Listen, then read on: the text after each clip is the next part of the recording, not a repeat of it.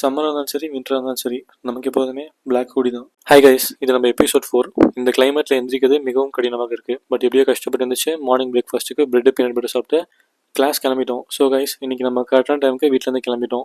But என்ன ஆச்சுன்னா, போகிற வழியில் ஒரு சம்பவம் நடந்துச்சு. என்னன்னு பார்த்தீங்கன்னா, தூக்க கழகத்தில் போனால வேறு பஸ் ஏறி வேறு லொக்கேஷனுக்கு போயிட்டேன். நீ எப்போ வேறு பஸ் ஏன்னு கேட்டிங்கன்னா, நான் காலேஜுக்கு போக வேண்டிய பஸ்ஸும் இந்த பஸ்ஸும் சேம் கலர். ஸோ நான் நம்பரை பார்க்காம நான் பாட்டி ஏறி போயிட்டேன். ஒரு கட்டத்துக்கு மேலே பஸ் ராங் லொக்கேஷன் போனதுக்கு தான் எனக்கே தெரிஞ்சிச்சு ராங் பஸ் ஏறிட்டோம் அப்படின்ட்டு. ஸோ அங்கேருந்து இறங்கி பார்க்குறப்ப டைம் வந்து 9:30. ஸோ வேகமாக நெக்ஸ்ட் பஸ் ஏறி கிளாஸ்க்கு போய் ரீச் ஆகவே 9:45 ஆயிடுச்சு. மேம் நம்ம எனக்கு எதுவுமே சொல்லலை. ஸோ நேற்றுக்கு பண்ண ப்ரெசன்டேஷனை இன்னைக்கு மேம்கிட்ட பக்காவாக ப்ரெசென்ட் பண்ணிட்டு வீட்டுக்கு கிளம்பியாச்சு. ஸோ கைஸ், இன்னைக்கு வீட்டுக்கு போயிட்டு பயங்கரமாக சமைச்சு சாப்பிட்றேன்னு சொல்லிட்டு முடிவு பண்ணிட்டேன். ஸோ இன்னைக்கு என்ன சமைச்சோம் அப்படின்னா, எக் கிரேவியும் சிக்கன் ஃப்ரை, அதாவது க்ரீன் சில்லி சாஸ் கீ எல்லாம் போட்டு நானாக ஒரு ரெசிபி மாதிரி பண்ணேன். ஆக்சுவலி இது கொஞ்சம் நல்லா இருந்துச்சு. ஸோ லஞ்ச் சாப்பிட்டு முடிச்சதுக்கப்புறமா இன்றைக்கி நம்ம வந்து மீன் எண்ணெய் மாற்றி ரெகுலராக வைக்கிறாங்கல்ல ஃபோனை வச்சுட்டு, பட் டிஃப்ரெண்டான ஸ்டைலில் எடுத்துகிட்டு சாப்பிட்டுட்டோம். ஸோ கைஸ், நாளைக்கு எனக்கு ஃபைனல்ஸ் இருக்குது.